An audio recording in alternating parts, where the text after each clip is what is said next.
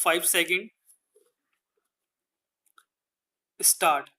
Sir, I am afraid I am not in a position to support the resolution which has been moved by my friend.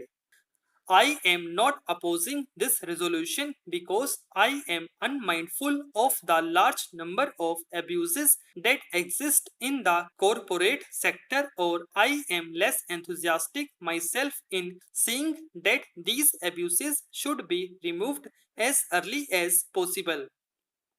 But the method that he has suggested is so dilatory and the problem before us is so acute that no useful purpose will be served by appointing one more commission to investigate into the working of the corporate sector when we have got enough data, and to my mind we have already got enough statutory powers to see that these abuses are checked and if possible completely eliminated.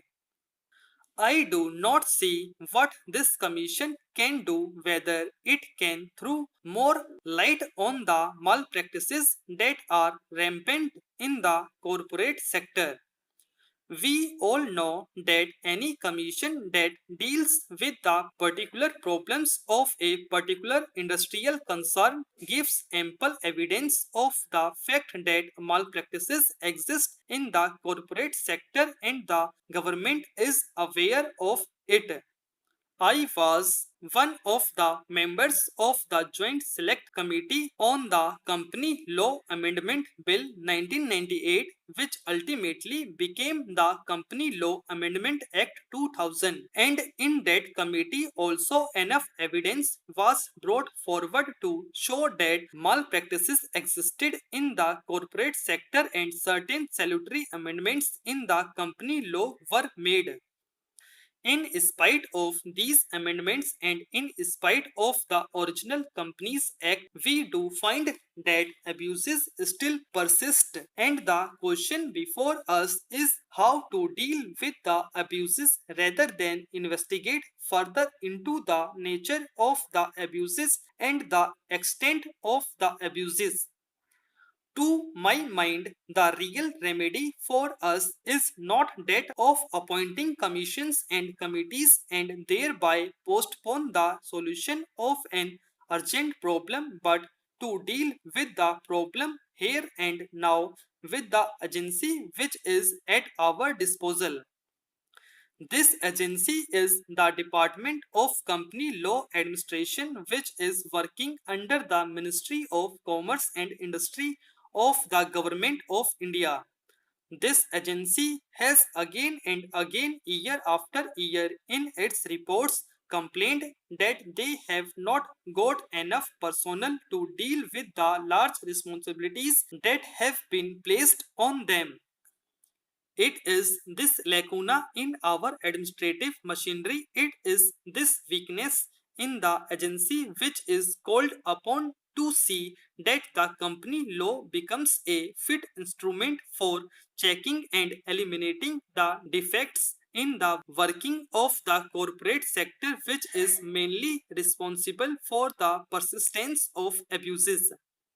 The real solution of the problem before us is to strengthen the administration, to enlarge its power, to enlarge its scope of inquiry, and above all, for the government to take prompt and effective measures against abuses which have been pointed out by the company law administration. Mere incorporation of the abuses in the report is not enough. It is necessary for the government to act, and I would be happy to know what action the government has so far taken against the specific abuses that have been pointed out in the report. If these abuses to which the attention of the government is drawn in the report remain unpunished or had not received the attention of the government to the extent it deserves, there is likelihood of the impression gathering in the public mind that the government is not serious in enforcing this law and root out evils which this law is called upon to root out. It is in this connection that we have painfully to draw your attention again and again to the possible connections that might exist between large units in the corporate sector on the one hand and the government machinery on the other. There is an impression in the public mind that influence in right quarters is an absolute minimum necessary in order to get things done, and it is this which is responsible for the concentration of economic power in the corporate sector. The other day, the Prime Minister made a statement in the other house dealing with this problem and pointed out that an elaborate machinery exists to deal with the problem of licensing, that it is the policy of the government that licenses are only given according to the merits and the needs of the situation, and that when there are no compelling reasons, there is always preference given to new entrants and new entrepreneurs.